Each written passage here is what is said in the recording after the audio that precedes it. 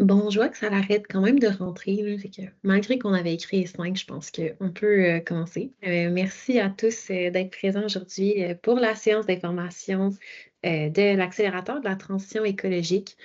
C'est un plaisir de vous voir. Je ne vous vois pas vraiment encore, mais on risque de se parler éventuellement dans les prochaines semaines, là. Donc, merci beaucoup pour votre participation. Donc, euh, des petites règles de fonctionnement, là, juste pour parler des modalités par défaut en ce moment sur la présentation. Le clavardage est désactivé pour l'instant, donc ce n'est pas possible de parler dans le clavardage. Toutefois, on a l'onglet questions et réponses qui est activé. Donc ça permet vraiment de poser une question. Puis, j'ai ma collègue avec moi, Marie-André Asselin, conseillère au FAQDD, qui peut répondre à vos questions. C'est ça. Pour toutes les questions aussi que vous souhaitez poser, il va y avoir une période prévue à cet effet à la fin de la séance. Puis, on va essayer de garder les questions vraiment orientées sur le programme. Donc, les questions qui sont spécifiques à un projet, on vous encourage à nous contacter par la suite pour qu'on en discute en one-on-one, là, à moins que votre question puisse bénéficier vraiment au grand groupe. Finalement, la présentation est enregistrée. Donc, ça se peut, si vous gardez votre caméra activée, que la séance d'information soit disponible sur notre YouTube. Donc, sachez, si vous n'êtes pas à l'aise que votre visage apparaisse sur l'enregistrement, vous pouvez simplement fermer votre caméra. Sinon, on s'entend, c'est juste le YouTube avec la séance d'information, là, donc ça va pas plus loin que ça. L'enregistrement va vous être envoyé dans les prochaines semaines, ainsi qu'un question-réponse qui va regrouper toutes les questions de l'onglet Q&A, puis de la période de questions à la fin. Donc, et voilà. Pour commencer, je me présente, je m'appelle Gabrielle Aymon, je suis chargée du programme de l'accélérateur de la transition écologique ici au Fonds d'action québécois pour le développement durable. Puis aujourd'hui, on va parler des 7 points qui sont à l'ordre du jour. Donc, on va commencer par les partenaires, puis on va faire un petit tour de roue aussi sur l'accélérateur en bref, pour ceux qui le connaissent moins bien.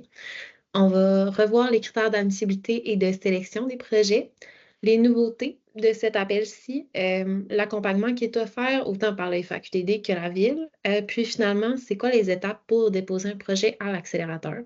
Puis finalement, on va terminer avec une période de questions.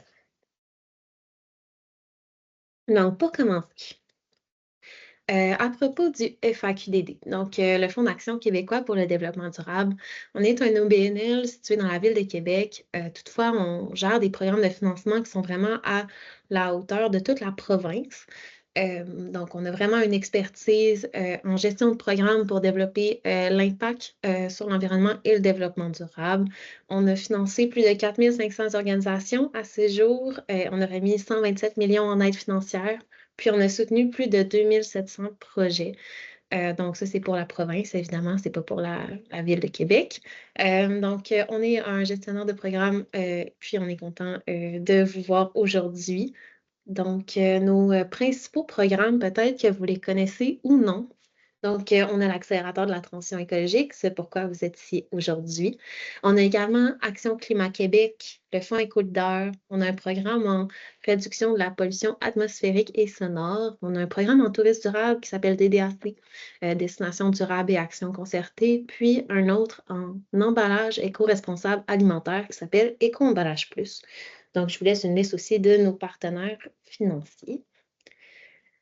Donc, pour l'accélérateur, on a la chance de compter sur 2 partenaires en or. Le premier étant la Ville de Québec. On a également une représentante et collaboratrice de la Ville qui est ici avec nous aujourd'hui. C'est Pauline. Donc, je te laisserai la parole pour présenter un peu le rôle de la Ville dans l'accélérateur.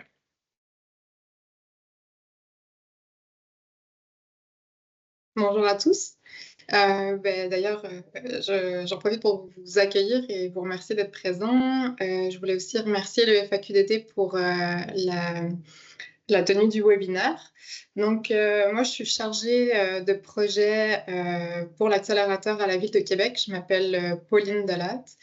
À nos yeux, vous êtes vraiment les pionniers, les ambassadeurs de nouvelles initiatives sur le territoire qui ont des retombées directes et positives sur la collectivité. Donc, on vous remercie d'être présent et d'avoir de l'intérêt pour notre programme de subvention.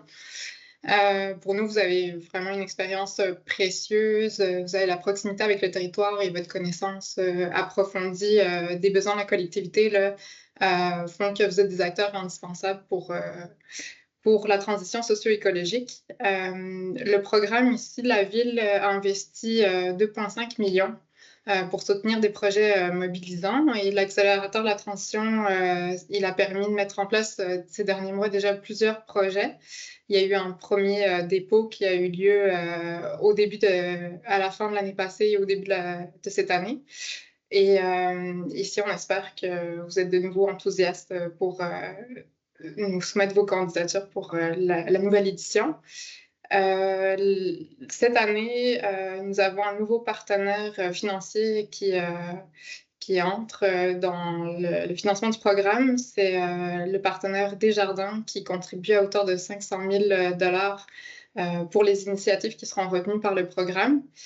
Et la Ville a confié à nouveau la gestion au FAQDD pour ce programme-ci. Donc, en espérant recevoir vos candidatures dans les prochains mois. Je vous remercie beaucoup. Bonne séance.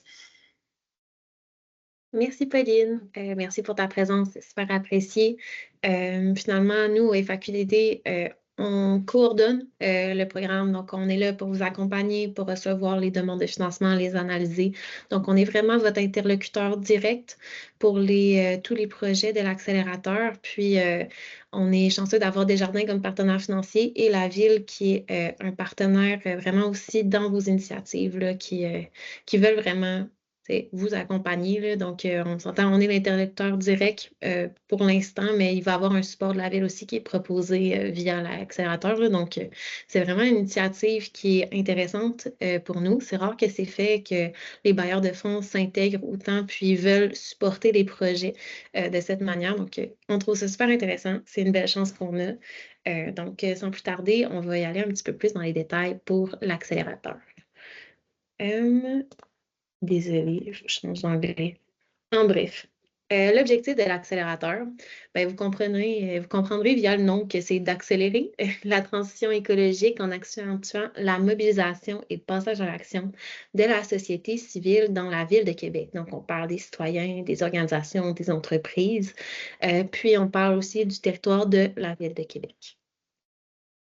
Donc, en bref, les grandes modalités, comme Pauline en a parlé tout à l'heure, c'est une enveloppe de 2,5 millions qui est disponible pour supporter les initiatives qui vont émaner de la société civile, donc éventuellement vous. Les projets doivent se dérouler sur le territoire de la Ville de Québec. Ce qui est offert via le programme de l'accélérateur, c'est non seulement du financement, mais également de l'accompagnement pour favoriser la mobilisation puis le passage à l'action. Donc, c'est vraiment un projet qui encourage la transition, l'adoption de comportements dans tous les enjeux qui sont liés à la transition écologique. Donc, vous le savez, la transition écologique, ça reste un défi. On l'a défini à partir, en fait, d'un des documents de la Ville. Donc, la transition écologique pour l'accélérateur, c'est un processus qui vise à faire évoluer nos modes de vie, nos modes de consommation, production, occupation du territoire pour rendre notre société et notre économie plus sobre en carbone, respectueuse de l'environnement, puis bénéfique pour la santé humaine. Donc, ce qu'on en comprend, c'est vraiment qu'on souhaite favoriser des initiatives qui ont un potentiel transformateur, puis de contribuer assez concrètement à la transition écologique. Il y a 3 objectifs assez spécifiques de l'accélérateur. Donc, le premier est de susciter l'émergence d'initiatives portées par les acteurs de la collectivité et les rendre plus visibles. Donc, on parle un peu de rayonnement ici. On veut aussi développer des collaborations et des synergies entre les acteurs de la collectivité, de la ville et des partenaires stratégiques. Puis finalement, soutenir les projets collectifs ayant un fort potentiel d'impact en matière de transition écologique. Donc, vous allez le voir un peu à travers les activités qu'on déploie, à travers le soutien financier qui est offert. On contribue assez directement à ces 3 objectifs-là. Là. Donc, sans plus tarder, je vais vous parler un peu plus des modalités de cet appel de projet. Donc, ce qui est à retenir, c'est que l'appel a commencé le 7 novembre, c'est-à-dire la semaine passée, et se termine le 3 février 2025. Donc, c'est la période que vous avez pour déposer votre projet au FAQDD. Ensuite, dans cette période-là, on a une série d'événements. Le premier étant la séance d'info d'aujourd'hui. Mais on a également 2 autres événements pour vous aider justement à créer des liens avec des partenaires stratégiques, vous aider à monter votre projet. Donc, le premier se tiendra le 29 novembre. C'est un événement en présentiel qui va avoir lieu proche de la rivière Saint-Charles. Le lieu m'échappe, mais c'est un atelier de 2 heures qui vise à non, un atelier de maillage pour vous aider à créer des projets qui sont mobilisateurs avec des partenariats forts. Donc, dans le développement de votre projet, on s'est dit que c'était une bonne idée quand même de vous offrir un endroit pour échanger avec d'autres porteurs de la Ville de Québec, voir s'il n'y a pas des synergies et des maillages qui sont possibles pour rendre vos projets plus forts, puis ayant plus d'impact sur la transition écologique au Québec. On a également un atelier le 12 décembre qui est prévu sur des budgets, puis trouver des contributeurs, donc vraiment comment faire un bon montage financier pour son projet. Donc, c'est sûr qu'on vous invite fortement à participer à ces activités-là si vous pensez en bénéficier. Puis, ensuite, on a aussi un accompagnement pré-dépôt qui est offert. L'accompagnement pré-dépôt est personnalisé, donc c'est vraiment une rencontre qu'on va prendre. Vous pouvez nous écrire à notre courriel général, puis ensuite, selon vos besoins, donc ça peut vraiment être des besoins de validation d'admissibilité, par exemple. Ça peut être du coaching plus stratégique sur le projet, comment s'assurer qu'il répond bien aux objectifs du programme, des questions aussi de partenaires, de budget, de calendrier.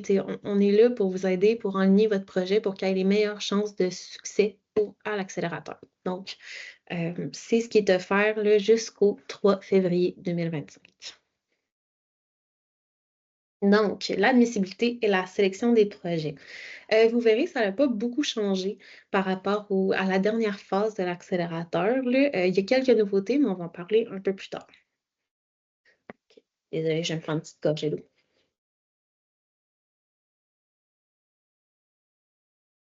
Tout d'abord, les organismes admissibles, il y a 3 catégories. Il y a les OBNL, les coops et les établissements d'enseignement. Donc ça, c'est les publics vraiment qui peuvent déposer et porter le projet. Donc, c'est ceux qu'on finance directement. Après, les projets peuvent s'adresser à n'importe quel public tant qu'il fait partie de la société civile à Québec. Pour les projets, ils doivent être réalisés et s'adresser à des publics sur le territoire de la ville et être une durée maximale de 2 ans. Donc, 2 ans à partir vraiment de la date de début à la date de fin. Là. Ça n'inclut pas la reddition de compte, mais le déroulement du projet doit se dérouler sur au max 2 ans. Finalement, dans le type de projet qui est finançable à l'accélérateur, c'est des projets qui s'appuient sur l'engagement et la mobilisation des citoyens, d'organismes et d'entreprises pour réaliser des actions qui contribuent à la transition socio-écologique.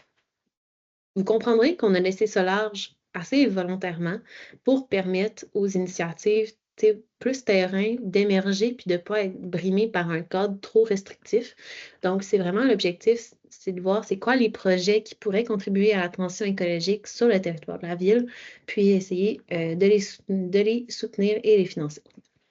Donc, plus spécifiquement, les projets doivent dépasser l'action individuelle et proposer une mobilisation collective.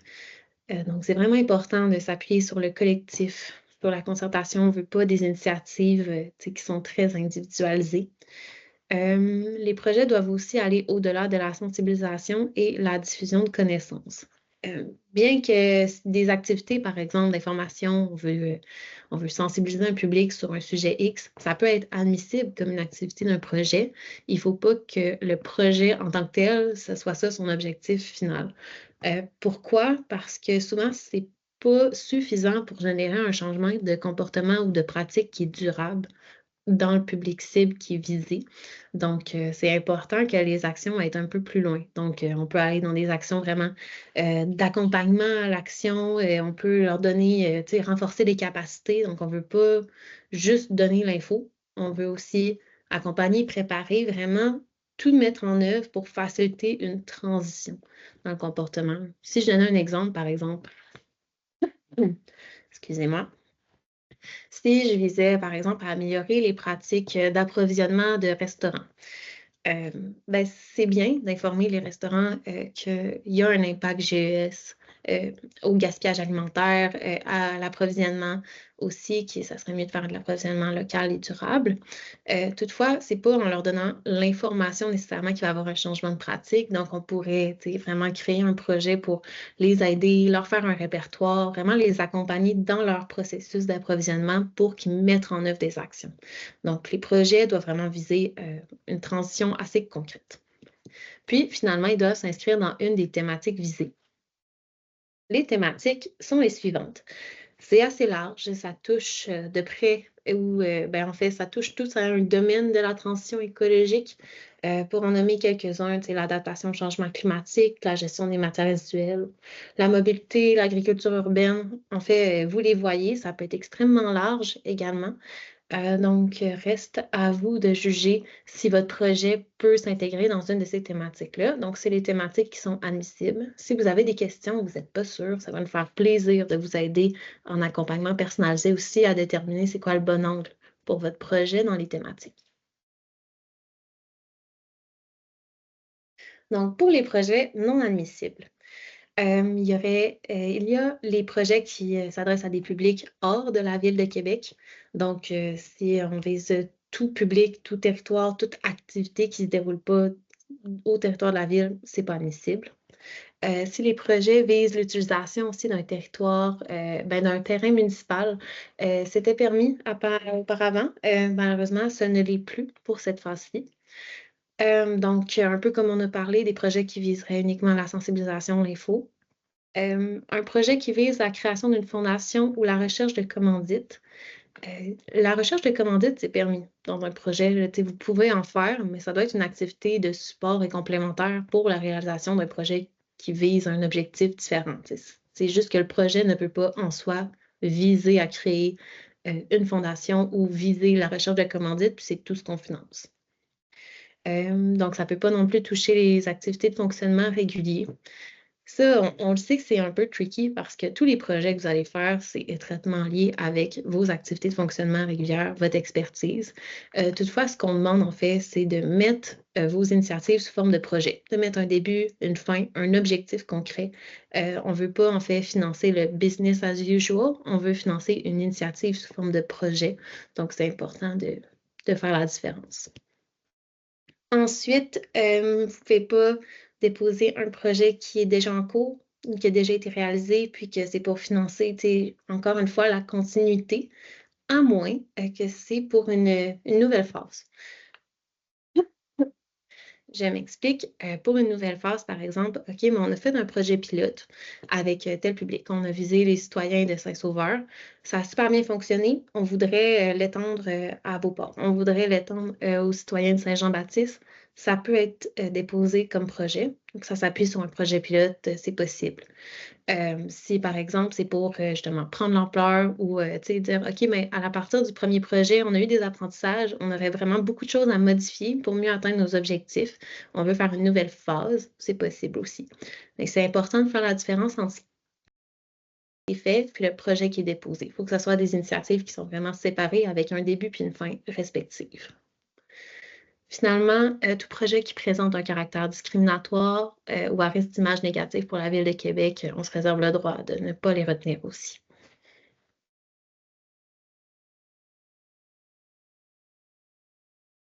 Deuxième point.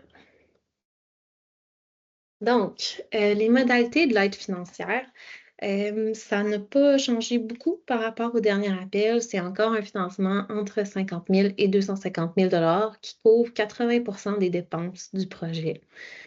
L'exemple classique, un projet à 100 000, on peut couvrir 80 000. Ça serait à peu près le ratio de financement. À savoir que ce 80 %-là est une limite maximum. Si vous présentez un projet, par exemple, qui coûte 1 million de dollars, c'est possible, il n'y a pas de problème. C'est juste que nous, notre limite a comme deux seuils, c'est soit 80 % ou jusqu'à un max de 250 000.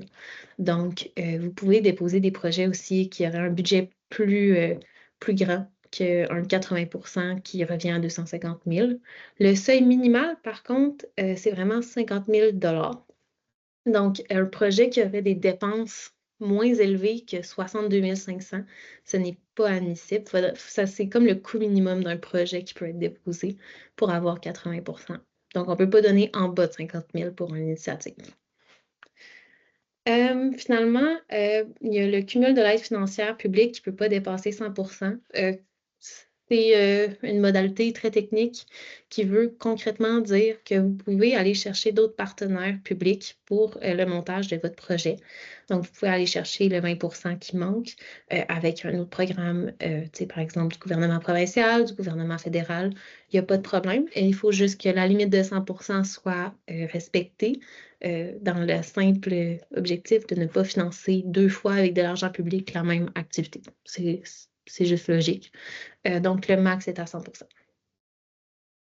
Finalement, puisqu'on a Desjardins comme contributeur dans le programme, il faut s'engager à ne pas solliciter une autre contribution financière d'un des partis du mouvement Desjardins, à moins d'avoir eu l'obtention par écrit. Si vous avez, par exemple, une commandite potentielle d'une caisse, envoyez-la nous, on va valider avec Desjardins si c'est possible de l'intégrer au montage financier, puis attendez d'avoir notre approbation écrite avant de la mettre au montage. Sinon, ça ne sera pas possible, ça ne sera pas admissible comme dépense. Donc, oui, je vois une question de Mathias. Il va falloir que je t'autorise le micro, ce ne sera pas long. Tu peux y aller. Oui, dans ce cas-là, est-ce que un partenaire financier qui serait autre que Desjardins, je veux dire un concurrent de Desjardins, est admissible aussi? Oui. Ok. Il n'y a vraiment pas de restriction au niveau des partenaires. Là, ça peut être n'importe quel partenaire financier. Merci. En fait, pour compléter justement le 20% de montage financier qui est manquant, des fois ça peut être plus aussi, le 20% et plus, ça peut être des contributions des partenaires qui sont en nature ou en espèces. Donc, en espèces, c'est du cash, là, donc je vous donne 10 000 pour la réalisation de votre projet.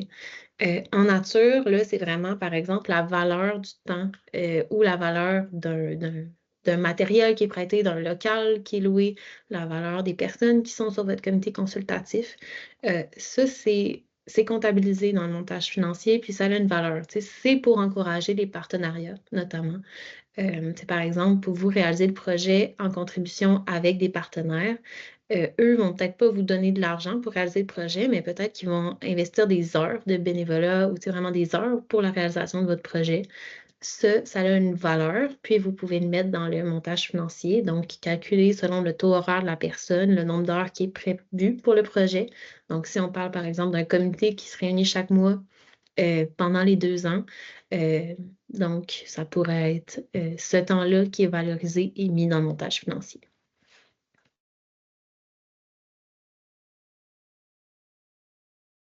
Les dépenses admissibles qui peuvent être financées par l'accélérateur, c'est les ressources humaines de l'organisme qui dépose.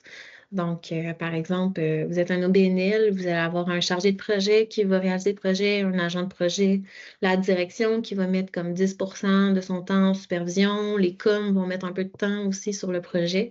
Toutes ces dépenses-là, c'est des dépenses admissibles qui peuvent être financées, encore une fois, jusqu'à 80%. Il y a également les honoraires professionnels pour services externes. Services externes, ça peut être extrêmement large. Ça peut être des services très ponctuels et avec des compétences techniques. Par exemple, si on parle d'un comptable, ça pourrait être un graphiste. Ça peut vraiment être plusieurs choses. Ça peut également être vos partenaires. Vos partenaires qui peuvent vous déposer une offre de service, c'est vraiment pour réaliser une partie des opérations du projet. Ça veut dire que ça vous donne la liberté d'aller chercher des expertises pointues et complémentaires pour améliorer les chances de succès de votre projet. Par exemple, vous êtes un OBNL, vous avez vraiment un bon réseau, mais vous n'avez pas d'expérience en adaptation au changement climatique. Vous pouvez aller chercher un partenaire qui va vous aider justement à aller chercher le contenu puis l'expertise en adaptation au changement climatique pour la réalisation de votre projet. Donc, c'est le type de dépense qui est admissible. Il y a également les frais de déplacement, les frais de com, de promotion du projet, l'achat et la location d'équipements et de matériel nécessaires pour le projet, toujours dans une limite raisonnable. On ne veut pas financer un projet qui vise exclusivement l'achat de matériel.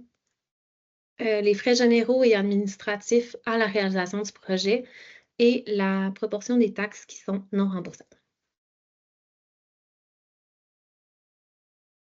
Oui. Ce sera pas long, j'autorise ton micro. Tu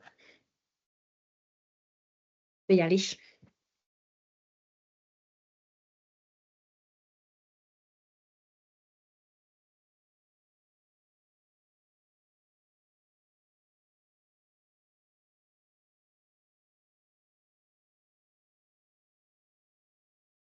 Est-ce que tu étais capable d'activer ton micro?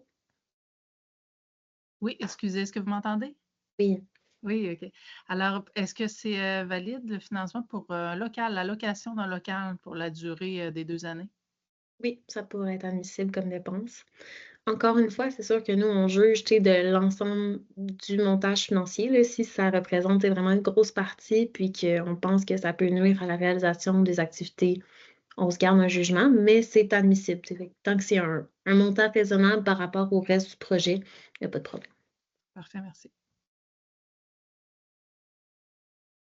Donc, au niveau de l'analyse du projet que vous allez déposer, il y a, je vois une main qui s'est relevée. Est-ce que c'était une autre question?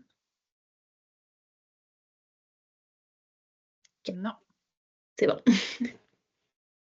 Donc, les projets qui sont déposés font l'objet de 3 analyses différentes qui sont un peu en forme d'entonnoir. Donc, si on ne passe pas la première, on ne va pas à la deuxième. La première analyse est celle de l'admissibilité. Donc, s'assurer vraiment que vous êtes un organisme, un OBNL, une coop, un établissement d'enseignement, que le projet s'inscrit bien dans la transition socio-écologique, etc. Tous les critères qu'on vient de parler. Ensuite, il y a une analyse de pertinence qui est réalisée. Notamment, tous les critères pour l'analyse de pertinence sont disponibles, puis la pondération est même indiquée dans le guide de dépôt de projet. Donc, je vous invite fortement à aller le regarder. C'est vraiment les critères sur lesquels on se base pour faire l'analyse de pertinence. Même chose pour l'analyse détaillée. Donc, si à l'analyse de pertinence, où il y a quelques critères qui se basent notamment sur l'expérience du demandeur et de ses partenaires, la solution proposée, ainsi que le problème qui est visé. Donc, si on obtient une note de plus de 60 on passe à l'analyse détaillée du projet. Donc, ça, c'est une analyse vraiment assez creusée par les conseillères du FAQTD là, qui vont passer 10-15 heures par projet, vraiment à aller regarder en détail l'ensemble de la demande. Ensuite, il y a un comité de sélection qui est fait en partenariat avec la ville et des membres externes. Puis, à terme du comité de sélection, il y a un choix de projet qui est décidé. Ça reste que la ville a une prérogative. L'ensemble des projets doivent passer au conseil exécutif. Donc, s'il y a un projet qui n'est pas retenu à ce moment-là, c'est pas encore arrivé, c'est vraiment plus une formalité administrative. C'est le comité de sélection qui choisit, mais sachez aussi qu'il y a toujours une étape supplémentaire d'approbation finale par la ville également.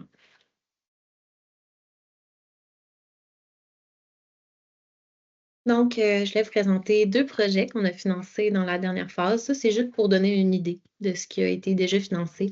Il y en a vraiment plus que ça. Il y a différents publics aussi qui ont été rejoints, différents types d'initiatives. C'était juste pour donner une petite idée générale de ce qui a déjà été présenté à l'accélérateur. Le premier projet est celui de la patente. Qui vise à encourager les pratiques éco-responsables dans le milieu de la construction, de la rénovation, de la fabrication et de la création. Donc, plus concrètement, ils ont prévu comme activité de faire des portes ouvertes destinées aux entreprises et aux entrepreneurs pour échanger, réfléchir, trouver des meilleures solutions dans les pratiques de construction, développer un protocole de mise de côté de matériaux. Ensuite, animer des midi-rencontres dans les écoles partenaires, présenter les services de l'atelier à la patente.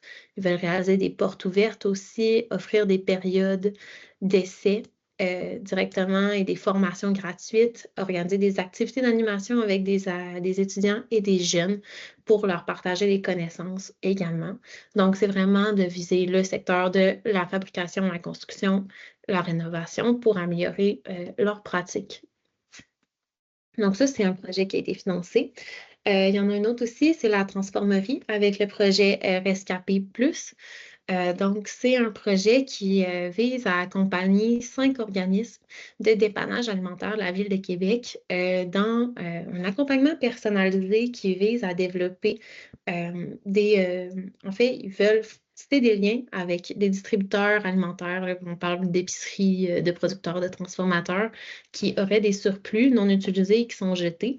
Donc, ces organismes-là de dépannage alimentaire, ensuite, transforment les aliments, donc, puis les utilisent dans leurs activités. Donc, soit comme moyen de financement ou même dans leurs activités de dépannage alimentaire régulière. Donc, c'est un beau projet d'économie circulaire qui se déroule aussi à Québec en ce moment.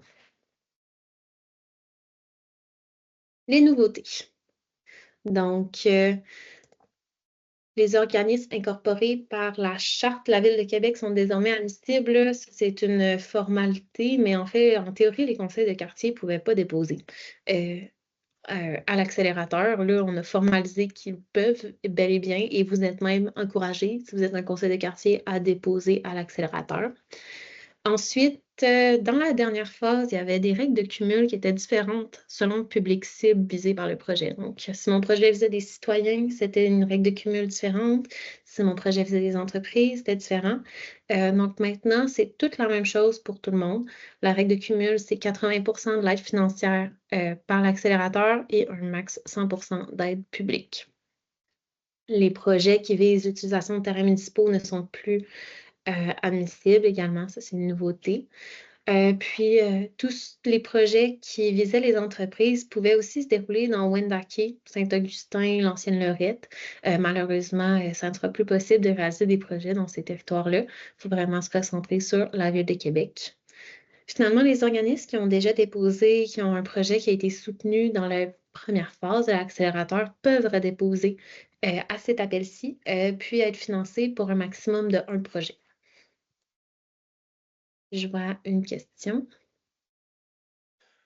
Oui, en fait, par rapport aux terrains municipaux, par exemple, des projets qui seraient dans la thématique de la biodiversité, qui seraient sur des terres, par exemple, qui appartiennent à la Ville de Québec, ça serait pas admissible? Malheureusement, c'est plus admissible. Puis, là, c'est une question peut-être technique, mais les parcs, en général, sont-ils tous des parcs municipaux?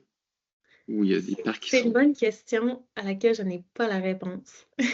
Mais je vais te mettre en lien. On va noter la question, puis on va revenir dans la question-réponse pour savoir si les parcs pourraient être visés. C'est-à-dire, sur un terrain privé, ça pourrait fonctionner, là. Oui, sur un terrain privé, il n'y a rien qui l'empêche, en théorie. C'est bon. À savoir s'il y a des parcs privés. Ça serait la question. Finalement, dans l'accompagnement qui est offert, il y a deux accompagnements, celui de la ville et celui du FAQDD. De notre côté, comme je vous ai parlé un peu tout à l'heure, il y a l'accompagnement pré-dépôt.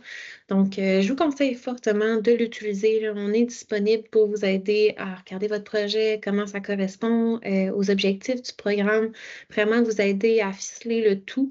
Donc, n'hésitez vraiment pas à nous écrire, on est disponible, il n'y a pas de limite d'appel. C'est vraiment là, assez personnalisé pour vos projets. On a aussi une série d'événements pour faciliter le montage. Donc, celui que je vous parlais le 29 novembre, le speed dating, donc l'atelier de maillage, ainsi que le 12 décembre sur le montage financier des projets. Donc, cette série d'événements-là est disponible. Ce sera aussi celui qui est en virtuel du 12 décembre sera disponible par la suite. Après, si votre projet est sélectionné, donc est financé par l'accélérateur, vous avez aussi droit à un accompagnement dans la réalisation des projets par le FAQTD. Donc, il y a des accompagnements de groupe, il y a des ateliers, des webinaires, des formations sur des thématiques de gestion de projet. On peut parler de changement de comportement, on peut parler de gestion d'amélioration continue, etc. Donc, il y a toutes sortes d'activités de groupe qui sont offertes. Il y a aussi des ateliers de co-développement. Lorsque vous déposez à l'accélérateur, vous acceptez de participer à ces ateliers de co-développement-là qui sont faits avec les autres organismes de votre cohorte. Sachez que c'est des participations qui sont obligatoires. C'est 1 fois par année. Puis, je pense que c'est 1 journée max.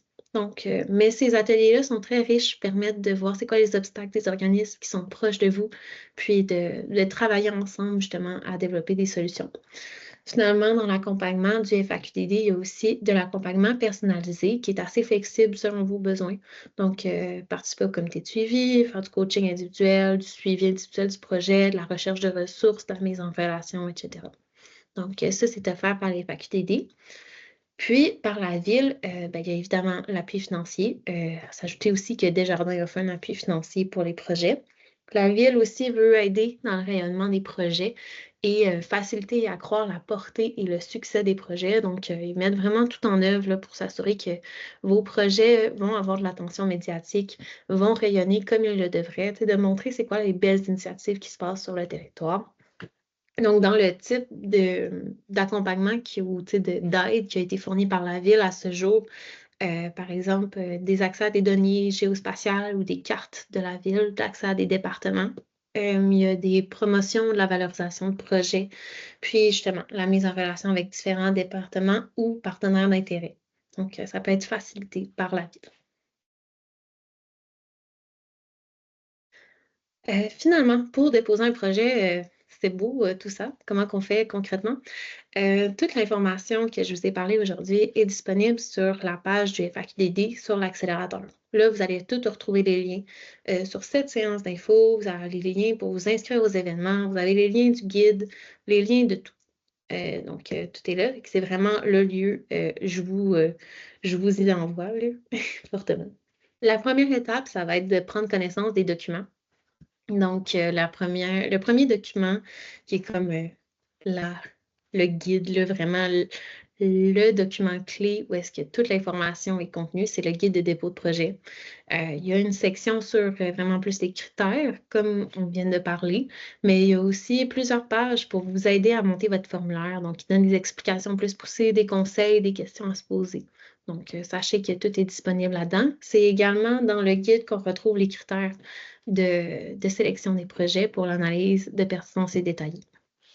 Il y a également des gabarits qui vont être à télécharger et à compléter. Donc, le tableau de bord qui comprend le calendrier et le budget. Il y a 2 onglets. Assurez-vous de bien remplir les 2 onglets.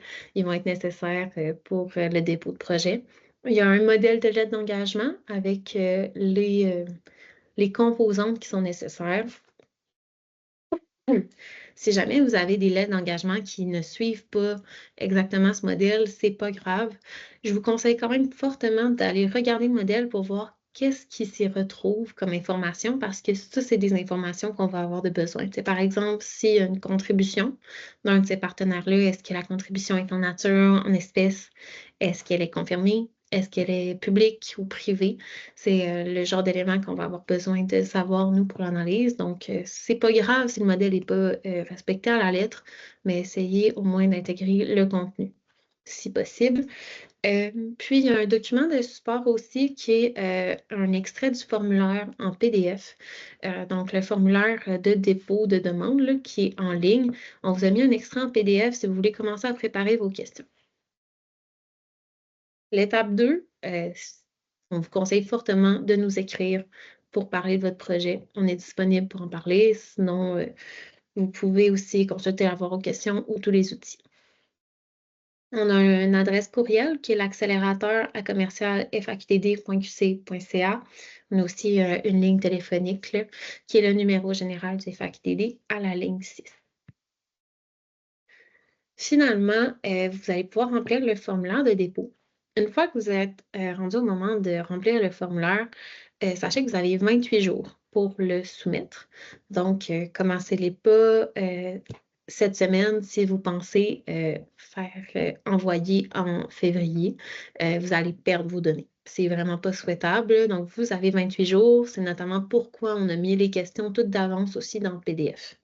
Ce qui est intéressant du formulaire, c'est que vous pouvez vous envoyer des liens si vous voulez le travailler avec des partenaires, le travailler avec d'autres collègues. Vous pouvez vous l'envoyer, vous pouvez l'enregistrer, vous pouvez télécharger une copie de tout ça. Ensuite, dans le formulaire, vous allez devoir déposer toutes les pièces justificatives qu'on parlait, donc le tableau de bord, le calendrier, tout ça. Il y a plusieurs champs qui sont obligatoires. Vous allez devoir les compléter avant de passer à la page suivante. Donc, c'est sûr que c'était un frein par le passé parce qu'on n'avait pas mis les autres questions disponibles. Mais là, vous avez le PDF avec vraiment toutes les questions. Donc, si vous voulez juste voir c'est quoi qu'il y a dans le formulaire, je vous conseille de télécharger le PDF parce que si vous ouvrez le formulaire, vous allez devoir compléter tous les champs qui sont obligatoires avant de passer au suivant. C'est un peu moins user-friendly. Puis finalement, vous allez devoir déposer votre projet avant le 3 février, 17 h. Je mentionne le 17 h car il y a certains programmes qui fonctionnent jusqu'à 23h59 dans l'objectif de favoriser des équilibres de vie pour tous. 17 h, c'est vraiment l'heure limite pour déposer un projet. Toutes les demandes doivent être déposées via le formulaire en ligne. Les demandes reçues par courriel ne sont pas acceptées. On va vous demander d'y aller via le formulaire, vraiment. OK, voilà. Donc,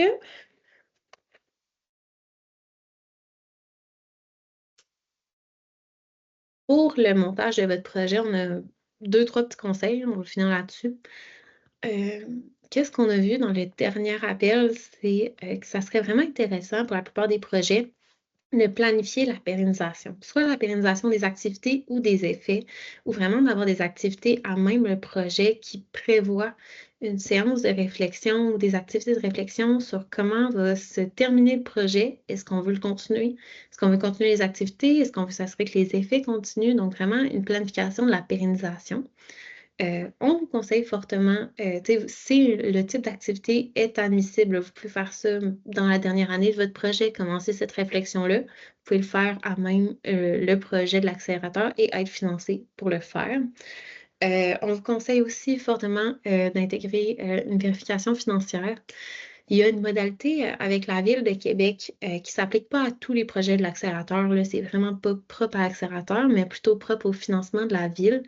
Que si vous recevez plus de 100 000 par année, vous allez devoir envoyer vos états financiers vérifiés au vérificateur général de la Ville de Québec.